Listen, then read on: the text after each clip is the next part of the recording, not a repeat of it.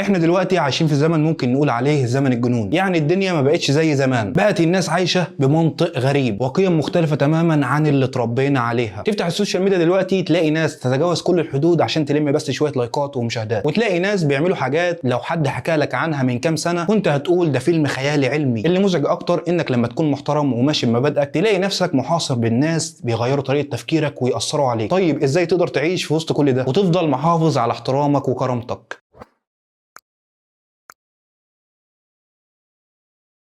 خليني ابدا معاك من نقطه، انت مش حاسس اننا بقينا زي اللي عايشين في دايره متخبطين؟ ما بقاش حد عارف الصح من الغلط، الناس بقت تتاثر باي حاجه يشوفوها من غير تفكير، الاخلاق بقت حاجه نادره، وتحس انك لما تقابل حد محترم بتحس كانه شيء غريب في الزمن ده. طيب في ظل العالم اللي كله تشويش وضغوط، ازاي نحافظ على هدوءنا وكرامتنا؟ ازاي نعيش من غير ما نتاثر بالسلبيات دي؟ النقطه الاولى، احمي نفسك من تاثيرات السوشيال ميديا. النهارده السوشيال ميديا بقت جزء اساسي من حياتنا، مفيش حد تقريبا مش بيفتح كل يوم الانستجرام او الفيسبوك او التيك توك كل شويه، لكن المشكله ان السوشيال ميديا بقى عالم موازي، عالم مليان ناس عايزه تلمع صورتها باي شكل، حتى لو تصرفات سخيفه وقله ادب. تلاقي حد بيعمل تحديات بايخه او بيروج لفيديوهات فيها كلام مستفز وتعدي على الاخرين، وكله في سبيل الشهره. الموضوع كانه سباق مين بيعمل حاجه اغرب، وده بيأثر علينا بقى سواء من غير ما ناخد بالنا او بالعقل الباطن. يعني ممكن تلاقي حد كان هادي ومحترم ومع الوقت بيتحول لشخصيه بيدور على الجدل والاثاره علشان يجاري العالم اللي حواليه. النقطه الثانيه، الناس في الشارع بقت مختلفه عن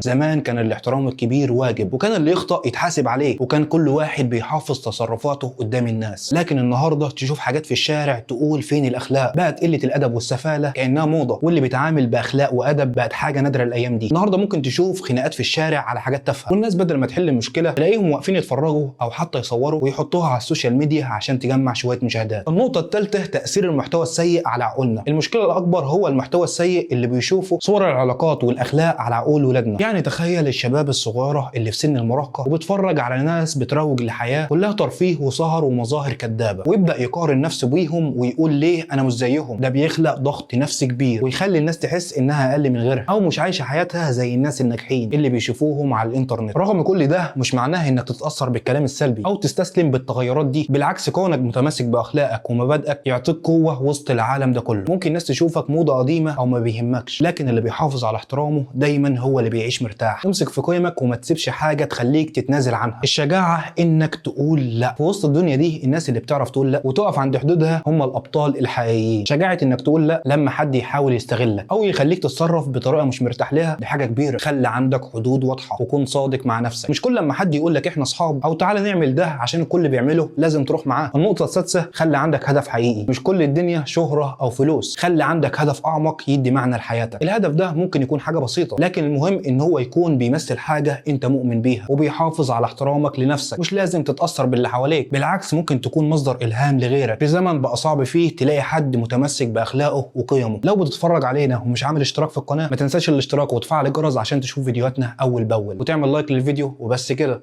النقطه السابعه، افصل عن الضغوط الاجتماعيه واعرف مصلحتك. الضغوط الاجتماعيه بقى الضغط علينا من كل الاتجاهات، يعني ما بقاش في يوم بيمر من غير ما نحس ان في توقعات كبيره لازم نحققها، سواء الشغل او الدراسه او حتى حياتنا الشخصيه. لازم نفصل بين الناس اللي عايزاه مننا وبين ان احنا فعلا محتاجينه لنفسنا. بمعنى تاني، اعرف ايه هدفك وعيش على اساسه، ما تخليش حد يقرر لك تعمل ايه او تعيش ازاي. النقطه الثامنه، ابعد عن المقارنات المدمره. احنا في عصر كله قايم على المقارنات، سواء على السوشيال ميديا او في الحياه الواقعيه. تفتح الانستجرام تلاقي ناس عايشه حياتها الرفاهيه، تلبس احسن لبس وتروح افخم الاماكن وتبدا تلقائيا تقارن نفسك بيهم. دي حاجات تدمرك نفسيا لانك دايما هتشوف نفسك مش كفايه. خليك عارف ان اللي انت بتشوفه ده هو جزء بسيط من حياتهم مش الحياه الكامله. ركز على حياتك وما تدخلش نفسك في دوامه مقارنه مدمره. في العالم ده تلاقي ناس كتير بتحاول تقلد غيرها عشان تحس انها مش غريبه، لكن الحقيقه انك كل ما تقلد الناس بتفقد شخصيتك الحقيقيه. حاول تستكشف انت مين وتطور من نفسك بدل ما تعيش في ظل حد تاني. كن انت وميز نفسك عن الباقي. النقطه التاسعه، اختار علاقاتك بحكمه. في الزمن ده الاختيار الجيد للعلاقات كانه بيختار كنز. الناس بتتاثر فينا وساعات تلاقي نفسك بتتاثر بالطاقه السلبيه او الكلام المحبط اللي بيسمعه طول الوقت. خلي في حياتك ناس بتشجعك وبتدعمك، وابتعد عن الناس اللي بيأثروا عليك بالسلب او بيقللوا من طموحاتك. النقطه العاشره، استثمر وقتك في حاجات مفيده. الوقت بقى ضيق والدنيا بقت سريعه، ما تضيعش وقتك في حاجات ملهاش لازمه. يعني بدل ما تقعد تتفرج على فيديوهات تافهه او تدخل في نقاشات ملهاش معنى، حاول تستثمر وقتك في حاجه تبينك، سواء تعليم او تطوير مهارات جيده او حتى ممارسه هوايه مفيده. النقطه ال11، تقبل العزله كوسيله للحفاظ على هدوءك. في بعض الاحيان العزله بتكون الحل، مش دايما لازم تكون في وسط الناس او تكون متواصل طول الوقت. خد وقت لنفسك وانعزل من وقت للتاني عشان تحافظ على طاقتك وهدوءك النفسي. العزله مش ضعف، بالعكس هي حاجه بتقويك وبتخليك تفكر بهدوء. النقطه ال12، طور تفكيرك المستقل. العالم النهارده بقى مليان ضغوط انه يخليك تفكر بطريقه معينه، سواء من خلال الاعلانات او المحتوى اللي على الانترنت او حتى كلام الناس اللي حواليك. خلي عندك تفكير مستقل، ما تصدقش كل حاجه بتتقال، وافحص المعلومات قبل ما تعتمدها. حاول دايما تراجع اللي بتسمعه، تعمل عقلك هو اللي ياخد القرار مش بس كلام الناس. النقطه ال13 والاخيره، قاوم التاثير السلبي للناس في الشارع. زي ما قلنا الاخلاق في الشارع بقت اقل بكتير من اللي كنا متعودين عليه. بقيت تشوف تصرفات زي البلطجه، الكلام البذيء او المشاجرات اللي بتحصل من غير اي سبب. حاول تكون عاقل وتبعد عن المواقف اللي بتزعجك. خليك في حالك وما تسمحش لحد ياثر على هدوءك وراحتك. في النهايه لو عايز تعيش في العالم المختل ده لازم تتمسك بمبادئ وواعي لتاثير اللي حواليك. الدنيا ممكن تكون فيها تحديات وصراعات كتير، لكن ثباتك على الحق هيكون مصدر قوتك. فاكر المثل اللي بيقول التمسك بيبينك والتخلي عن مبادئك بيهدمك. كن واقعي وابقى على الحق مهما كانت المتغيرات. عايز اقول لك برضه الدنيا بقت صعبه، الناس بقت تتغير والاخلاق بدات تنقرض، لكن لو كل واحد فينا حط في دماغه ان يعيش بمبادئه، يختار اللي ينفعه ويبعد عن الحاجات اللي بتحاول تشوه صورته او تخليه يغير طريقته، هيقدر يلاقي الراحه النفسيه اللي بيدور عليها. احترم نفسك وخليك ثابت على الحق، وساعتها هتعيش بكرامه وراحه مهما كان العالم حواليك مختل. وبكده اتمنى تكونوا استفدتوا من الكلام اللي قلناه. لو عجبتكم الحلقه يا ريت تعملوا لايك واشتراك في القناه. شكرا ليكم ونشوفكم في حلقه جديده ان شاء الله.